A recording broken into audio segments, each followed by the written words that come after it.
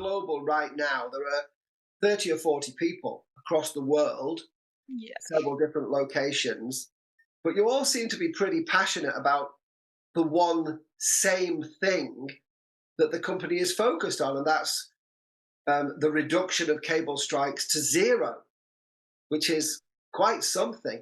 How do you think that so many people across so many different locations, how do you manage all to be focused authentically on the same thing, Cheenee, do you think? How does that work? How's that happened? Well, as you know that this is the main goal of the company, and it is also my first time in the industry, so I myself would be able to experience or also feel how other people are also passionate about it. And I can also see with my monitoring analysts, my coworkers, that they are also very serious about it. They take it seriously. They try to make things work and um, to be able to achieve what our goal is. So as we try to um it's a bit fulfilling on our part Mm. because it's something subsea cables are really important in the world right now, since the whole global communication where we reach out to other people intercontinentally and other people across the world. So as we know that subsea cables are important, and the goal for this company is also to reduce the cable strikes. At the very core of it, I think what we impact is also people's lives. So I think that's not just some random cable under the ocean. It's something that impacts people's lives because those are telecommunication cables. They connect people, and so what we do, I feel, is something that really has a huge impact. It's something that I probably never thought I would have, because it's also something I would never thought to be able to do, like communicating with people from different continents, different countries, and to be able to do that in Ultramap, it's very fulfilling and it's very motivating in a sense. So it's like something you feel the responsibility in this work, and you also feel proud of it because you know that there is a purpose to what you're doing, and that is something that I think everyone feels about it. So yeah, How often do you, following on from what you've just said, because you talk yeah. about the wider team, how often do you chat to each other? How often do you find out how everybody is? How often do you connect? Actually, if I can say it, I actually met with some of my coworkers earlier. Yeah. So yeah, we would meet up personally, since now we're working remotely, but also even during when we're working, as we also chat, we would talk about things.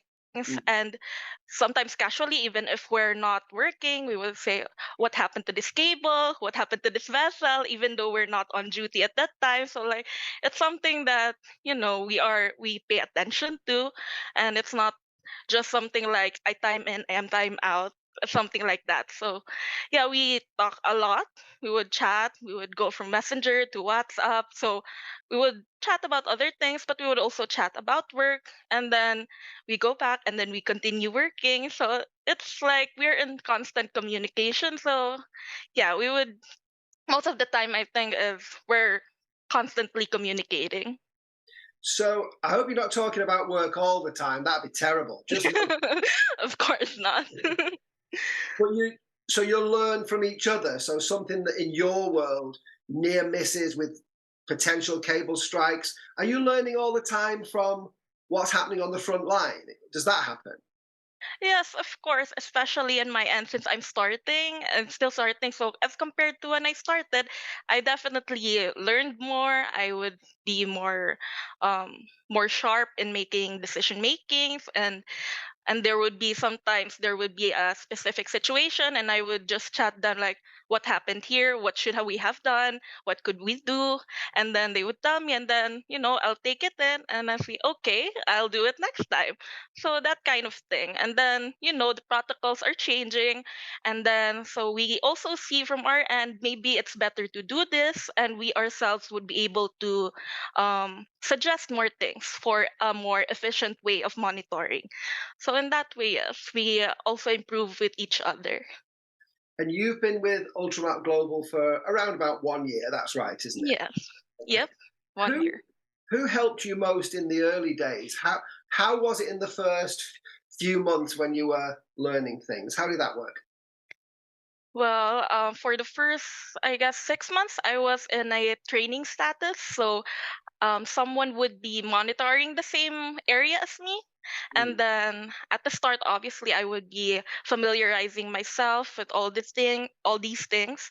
But then later on, they would just monitor me, look at my work. If that's good, that's okay. If I did something wrong, obviously they would try to tell me, maybe you should have done this or you should have done that.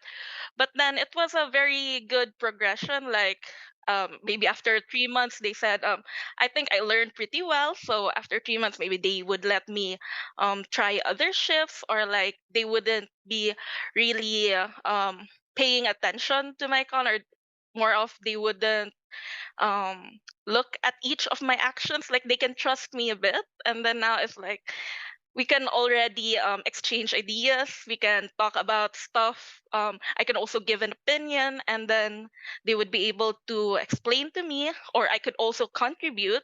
So yeah, I think my first year is pretty good. I made a pretty good progress since I started. Good. Well, the last thing I want to ask you is this. I want to ask you about, because I think you mentioned the word responsibility. Certainly, most people I've spoken to, Cheenee, talk about the feeling of responsibility. Does it Yeah. ever get stressy and it's like, oh my goodness, I've got, because 100 million events happen every single day that are recorded by the software. Of course, you're not looking at all of them, but now you've been here a year, you're looking after some of these things. Do you ever worry? Is it ever stressy? I think yes, obviously there's some parts of it that would be like, for example, there would be areas that would be particularly there would be repeat events that you would intervene, like there's an event here, you have to intervene, and then here, and it just like it's consecutive, and then you're like a bit stressed about it because like you have to intervene it all, but then you're struggling with catching up. But then it's it's a it's something, I think it's part of the job.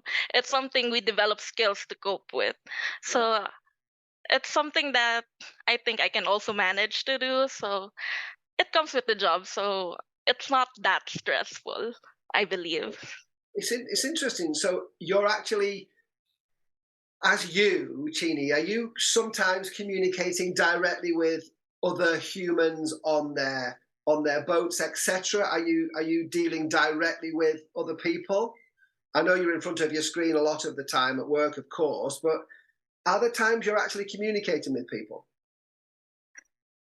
Kind of, because there would be some cases where we would have to intervene more.